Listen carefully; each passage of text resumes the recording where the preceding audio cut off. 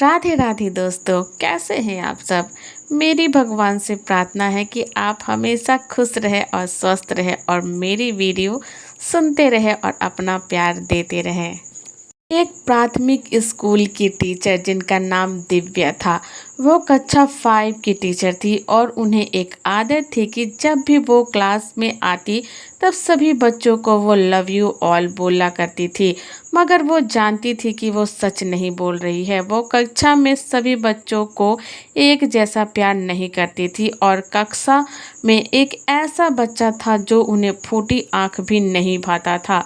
उस लड़के का नाम राजू था। राजू बहुत ही खराब और मैली हालत में स्कूल आया करता था। राजू के बाल हमेशा खराब रहते, कपड़े मैले रहते और फटा शर्ट और जूतों का लेस हमेशा खुली ही रहती थी। पढ़ाई के दौरान भी राजू का ध्यान कहीं और ही रहता था।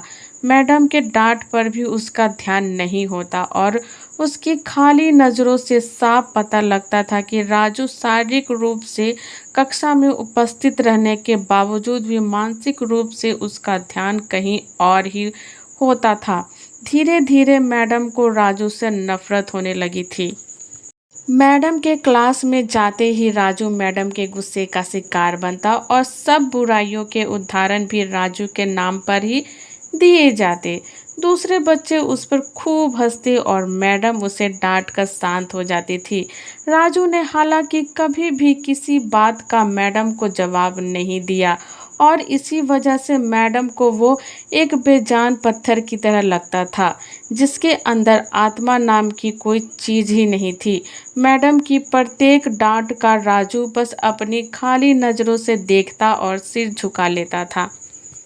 मैडम को अब राजू से और भी ज़्यादा नफरत होने लगी थी। कुछ ही दिनों बाद 5वीं क्लास का पहला सेमेस्टर ख़त्म हुआ। तब रिपोर्ट कार्ड बनाने का समय आया तो यह सारी बातें मैडम ने राजू के रिपोर्ट कार्ड में डाल दी थी।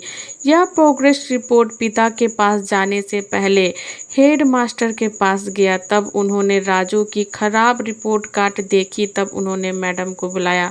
हेड मास्टर ने मैडम से कहा, राजू की रिपोर्ट कार्ड में आपने सब खराब बातें ही लिखी है, अच्छी बातें भी उसमें हैं और वो इस रिपोर्ट कार्ड में होनी चाहिए।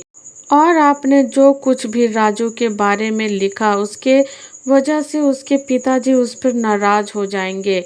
मैडम ने कहा, मुझे नहीं लगता कि राजू के बारे में लिखने के लिए कुछ अच्छी बातें भी है। वो एक निकम्मा और आलसी लड़का है। यह कहकर मैडम वहां से उठकर चली गई। अगले दिन हेड मास्टर ने चपरासी के हाथों राजू की पिछले साल की रिपोर्ट कार्ड मैडम के टेबल पे रख दी थी और जब मैडम क्लास में आई तो उन्होंने वो रिपोर्ट कार्ड चेक किया और पाया कि उसके सभी रिपोर्ट कार्ड में राजू के बारे में लिखा हुआ था कि राजू जैसा बुद्धिमान बच्चा मैंने आज तक नहीं देखा।